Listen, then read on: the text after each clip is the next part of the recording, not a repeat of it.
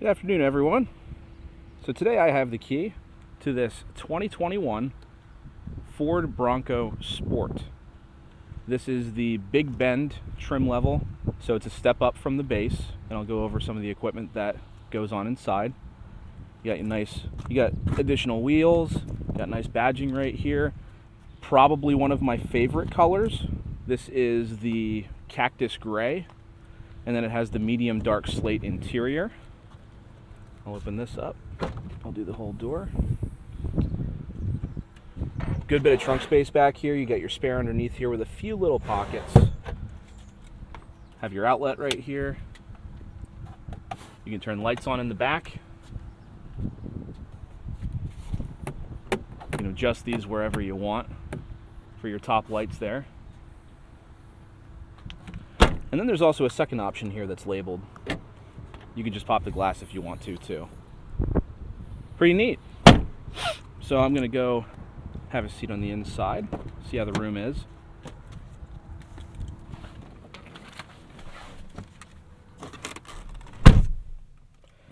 Got little pockets right here you can unzip her, put stuff in there. On both sides. Cup holders. I like the seating pattern. This fabric looks really nice. So yeah, like I said, this is the medium Dark Slate interior. Good bit of legroom.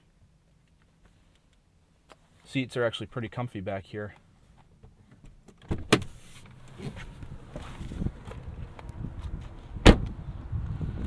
I'm going to go ahead and pop the hood. Okay.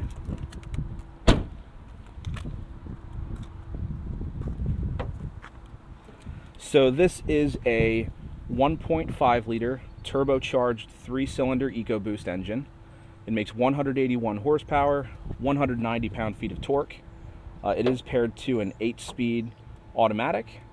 And fuel economy is about on par with subcompact to smaller compact SUVs. You get about 25 miles a gallon around town and about 28 miles a gallon on the highway. So, I mean, it is full-time four-wheel drive. So this does get a little bit lower economy than some of the other cars I've seen in this class, but it's a little more, from what I've seen, it's a little more utilitarian. So, actually, you know what? There we go. Because it's one of those things where you have to pull it twice in order to open it. I love the look of this, actually. Bronco on the front. The headlights look really cool. LED fog lights are something you get additional on the Big Bend. On top of the keyless entry keypad, and then you get like Sirius XM and a couple other things. Push button start being one of them instead of like your turn key. This one actually happens to have a trunk button on the back too. You can press that. That's really cool too. I'm going to start it up.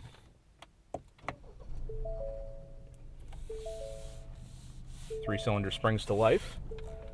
I always like 3 cylinders. They have a neat sound to them. So you can adjust your mirrors there. Automatic climate control, single zone, but automatic climate control is also an added feature to the Big Bend over the base. Cruise control, of course. You have your automatic headlights, your fog lights right there. That opens your hatch. Got your wipers on this side. Lane keeping system, you can enable it with this button on the end of the stalk there. Okay. Then on your screen, you got your radio. You can pair your phone with Bluetooth.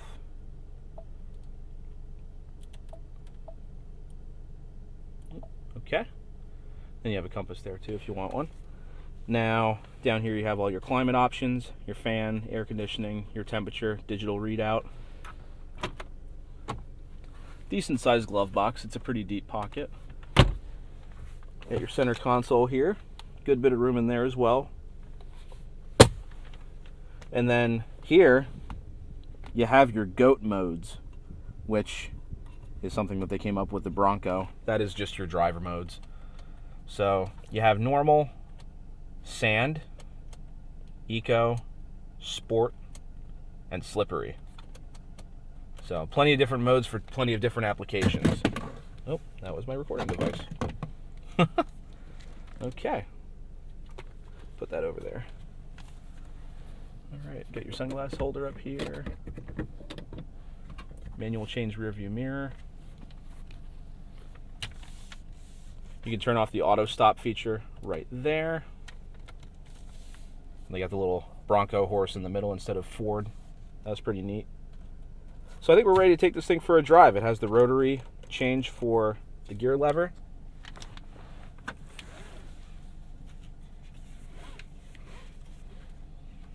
Make sure my wire's out of the way. All right, let's take this thing for a ride.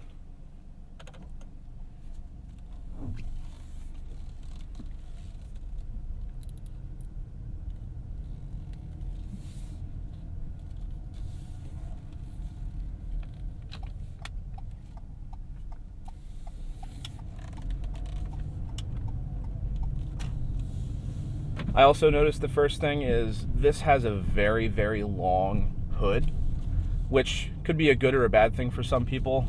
Good thing is a lot of people do like to see the hood of their car when they're driving. Some of these vehicles with more of a sloped down hood, people, depending on where you're sitting, you have a hard time seeing where the hood is. But this one, it's pretty much impossible to not see the hood, even all the way down, because it's very long.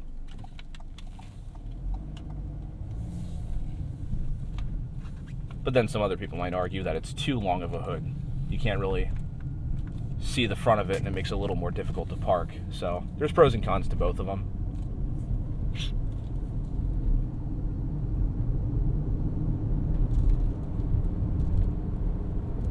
Good pickup. Not a lot of road noise so far. We'll figure that more out on the highway.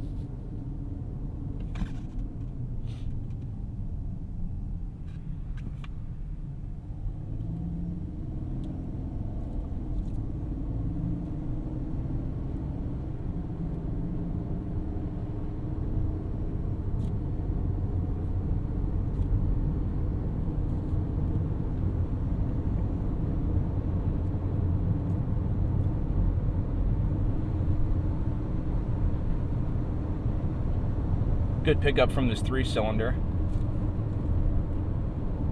Ride quality feels pretty good on back roads. This is more of an off-roading machine versus some of the other subcompacts in the class. So I'd imagine on bumpier roads this thing would feel a little bit more at home.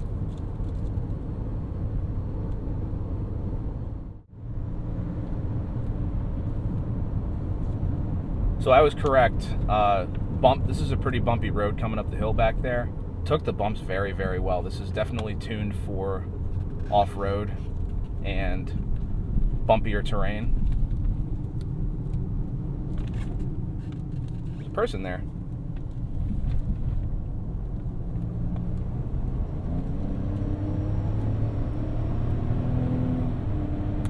Nice growl from that 3-cylinder. Handled extremely well around the turns.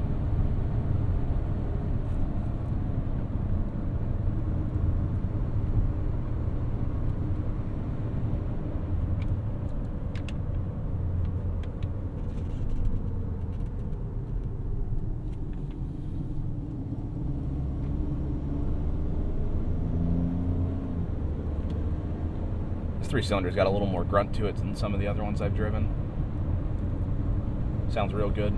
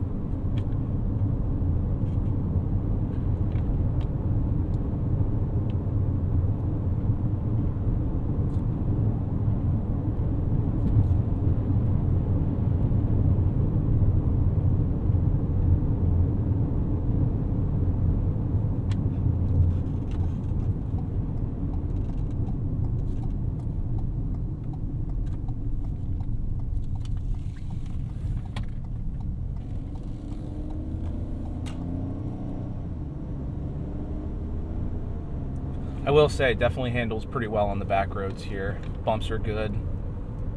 Steering feels good. Oh, just vibrated for the lane keeping assist.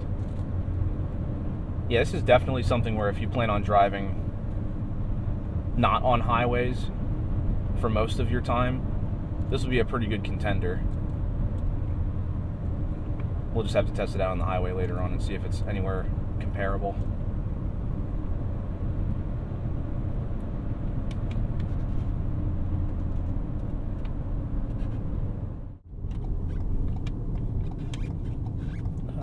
This is going to be fun.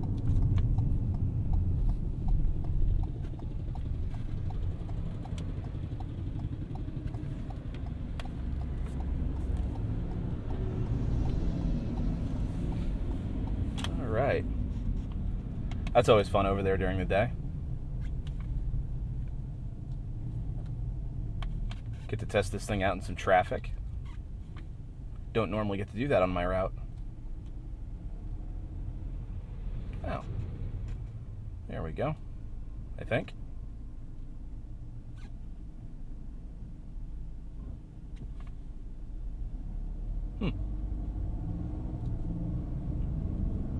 All right, time for the on-ramp test.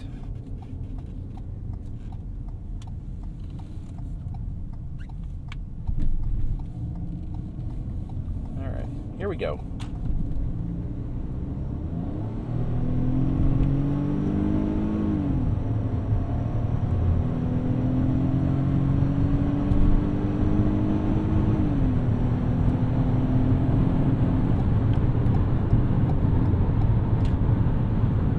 Not bad at all.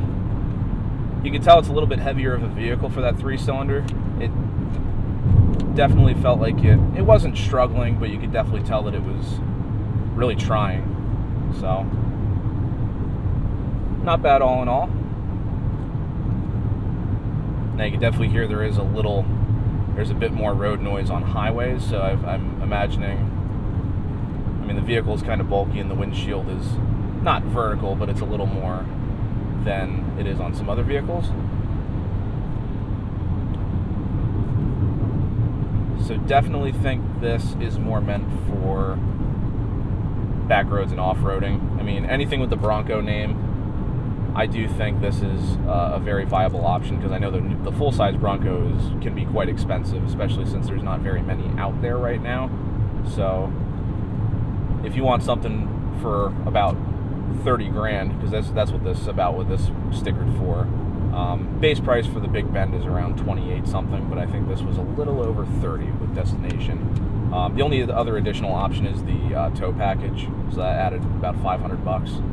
So this is a little over 30, but it has the off-road capability that you need, and with it having the Bronco name, I mean, you know what that entails. So I do think for the price point for the trim level and the equipment that you get, the off-roading capability, I'm sure, is what carries the premium over luxury features. I know with similar options that are a similar size, an example being like the Chevy Trailblazer, the RS or the active trim level is about 32 grand, and that's fully loaded. This is one step up from base, so you're getting some options, but certainly not close to everything. So they are a little more expensive, but they are a hair larger, and they are 4-wheel drive all the time instead of optional all-wheel drive. So there's pros and cons. Some people would rather pay that premium having the Bronco name, which is, I think, fair enough, because the Bronco has always been a pretty famous nameplate.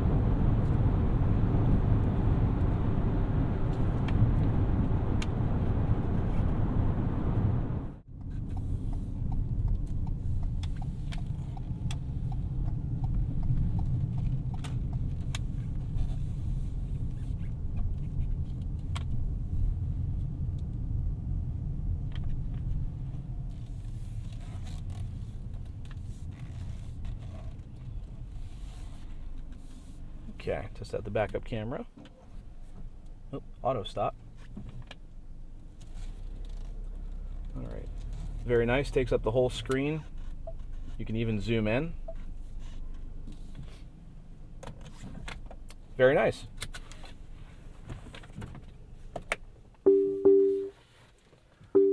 Don't forget your groceries, guys. Yes, thank you for that.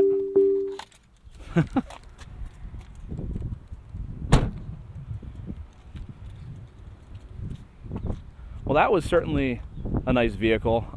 Like I said before, I think if you're looking for something with the Bronco name, this is a good way to get into it. It has some good features, certainly not everything, but I think if you wanted to spend somewhere around 30 grand and you wanted something bigger, not huge, but a little bit bigger than others in the class, and four-wheel drive versus all-wheel drive, this would certainly be a good option for anybody.